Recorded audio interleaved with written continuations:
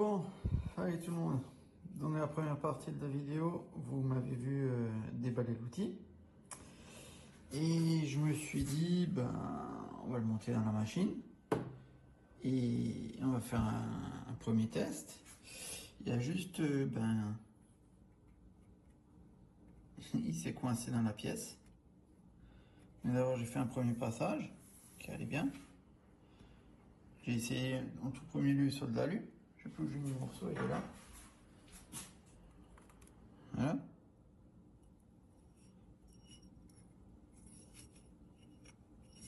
Non, c'était ça. C'était ce côté-là. Voilà. On a d'abord essayé dans de l'alu. Puis, premier passage là. Et j'ai essayé de descendre. Et la machine s'est bloquée. Et du coup, j'ai cassé le pignon. J'ai essayé de poser ça sur le côté. Hop là. Donc, le pignon est HS. Alors, on va essayer de trouver ça sur internet. Mais en attendant, on va faire la solution de secours. On va voir sur Thingiverse si il est disponible, si on peut l'imprimer avec l'imprimante 3D.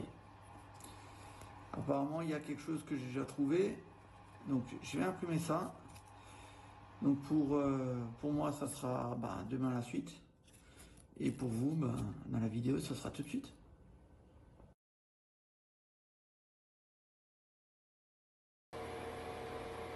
Donc, nous voilà sur Thingiverse. Donc, j'ai trouvé ça. Et ça ressemble pas mal à ma pièce d'origine. Je vais l'imprimer, on va essayer si ça marche. Et si ça marche pas, il faudra remodéliser toute la pièce. Allez, à demain. Enfin, à tout de suite. Bon, la pièce téléchargée, c'est clairement pas la bonne. Donc j'ai redessiné. On va l'imprimer et puis on va voir si ça fonctionne. Bon, donc après impression, donc ça c'est la pièce d'origine et la pièce qu'on a refait.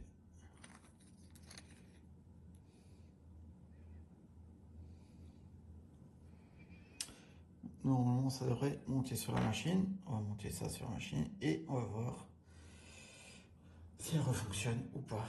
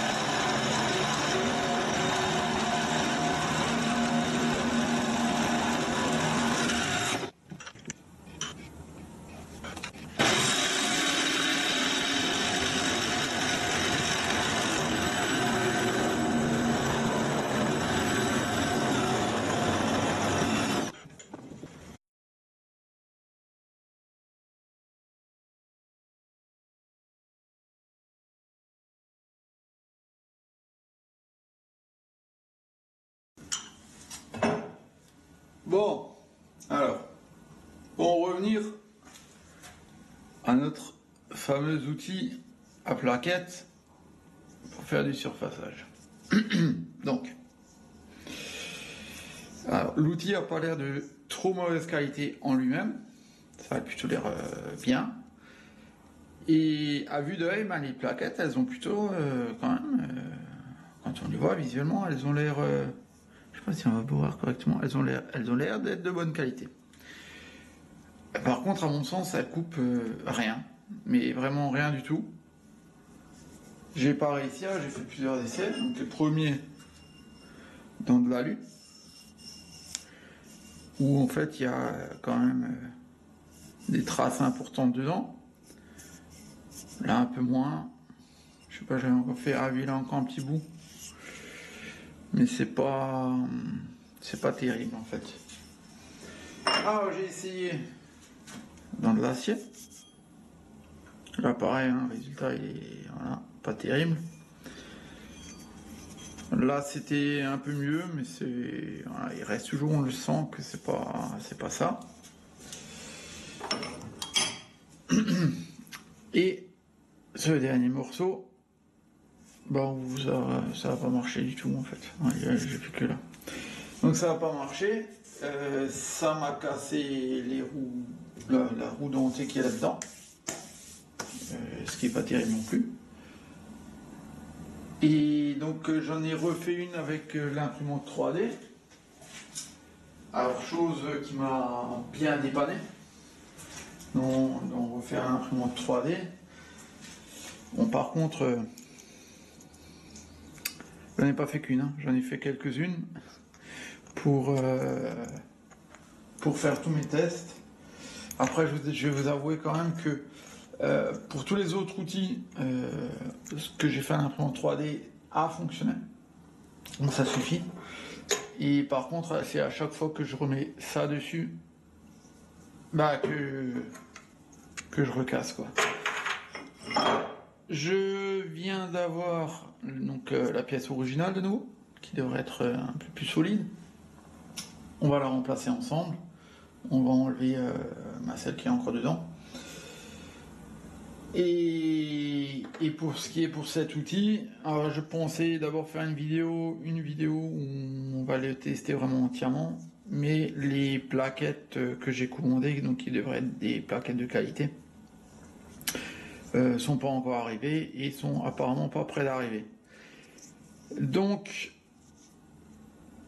on va une fois faire ça aujourd'hui et on se retrouvera dans une autre vidéo plus tard pour tester les nouvelles plaquettes. Donc dans un premier temps, on va d'abord remplacer en fait l'engrenage qui est là-dedans.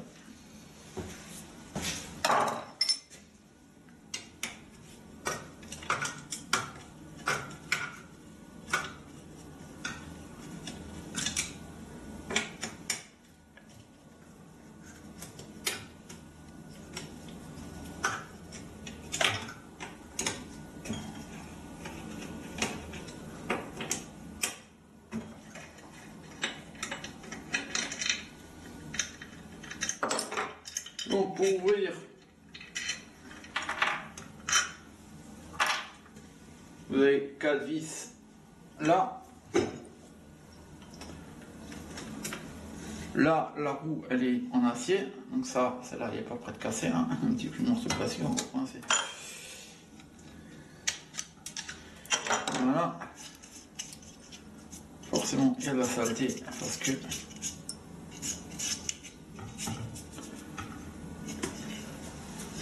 on en a cassé plusieurs.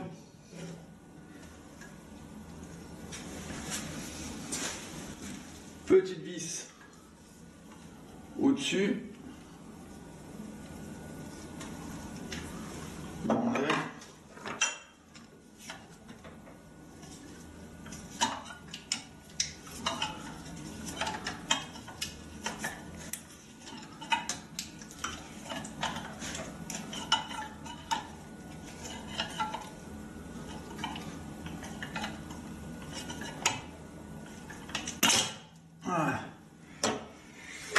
Bon, Donc à chaque fois en fait que je force sur l'outil à plaquette, hein, voilà, ça casse. Alors ça casse parce que je pense que tout simplement il y a un échauffement de la pièce et que ben, comme c'est du PLA, ben, il arrive très rapidement à cette température où il devient mou et donc ça casse assez rapidement. Je vais juste nettoyer un petit peu là parce que c'est quand même...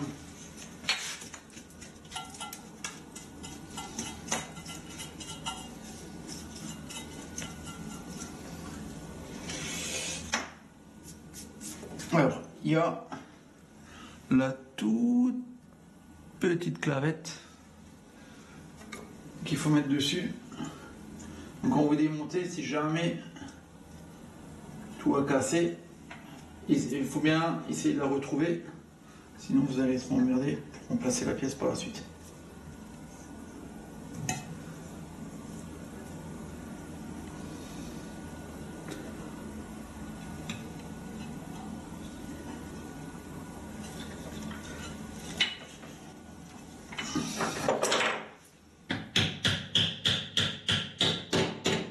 Voilà.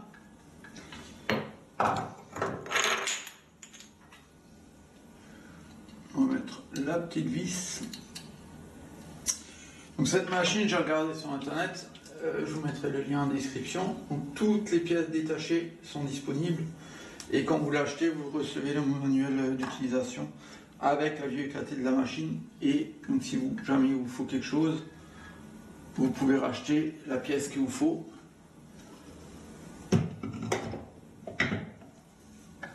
Des fois c'est plus simple.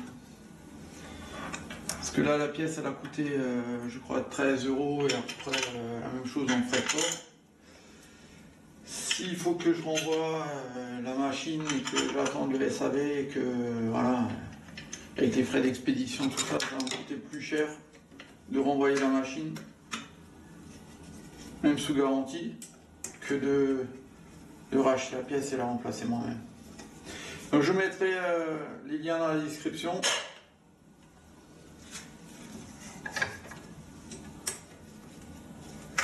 Je mettrai aussi le lien dans la description pour l'engrenage que j'avais redessiné.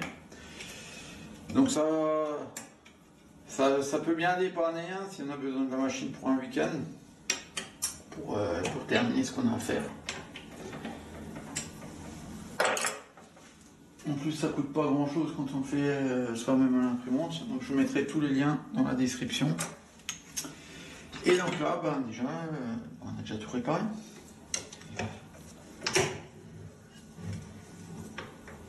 On va remettre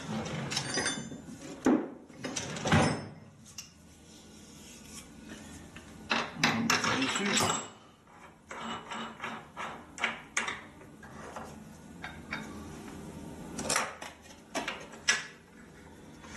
Alors pour ceux qui se posent la question, donc j'ai essayé des vitesses différentes. J'ai essayé une fois très lent. J'ai essayé, donc je parle avec cet outil. J'ai essayé une fois très lent, une fois plus rapide. Une fois avec des passes assez importantes, une fois avec des toutes petites passes, bah, en fait, ça a jamais fonctionné correctement. Donc je pense que le problème, il y a vraiment des plaquettes, parce qu'autrement, l'outil, je vois pas ce qu'il pourrait avoir comme problème. Malgré que, bah, esthétiquement, elles ont l'air pas mal, mais ça coupe rien, ça arrache pas de matière en fin de compte. Et un dernier petit détail qui se trouve de l'autre côté. Donc, avant, j'avais dit que le fait que l'outil, enfin que toute la fraiseuse soit retombée un petit peu et a tapé trop fort dans la matière, c'est ce qui fait que ça m'a cassé la roue dentée d'origine. Cette partie-là, là-dedans, il y a un ressort qui permet justement de maintenir la machine à sa hauteur. Je pense que ce ressort n'est pas assez serré, donc on va aussi démonter ça et voir si on peut le serrer plus fort pour éviter cet effet que quand on descend la machine, qu'elle donne un coup et qu'elle retombe. Voilà, donc on va encore démonter ça et voir si on peut y faire quelque chose.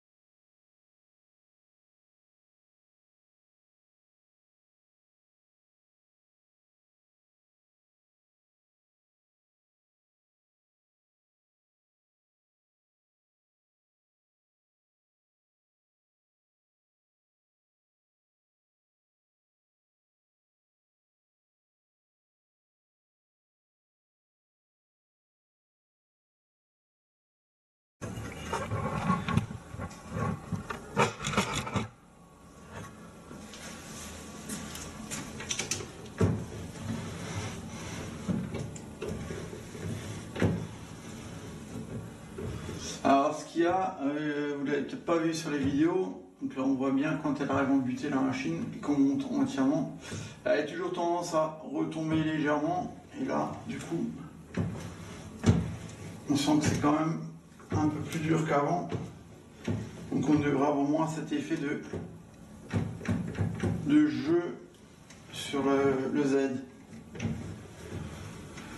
Bon, ça c'est fait. Ok, donc pour en revenir sur ça, alors pour, je sais plus, 45 ou 50 € là sur Amazon, faut pas se cacher, hein, ça vient de Chine, c'est... Comme il est là, ça fonctionne pas. Donc je commanderai des plaquettes de qualité et je vous referai un test avec des plaquettes de qualité, voir s'il y a une différence. Ou si ce genre d'outil, ben, ça marche pas du tout sur cette machine là. Allez, salut tout le monde, à la prochaine.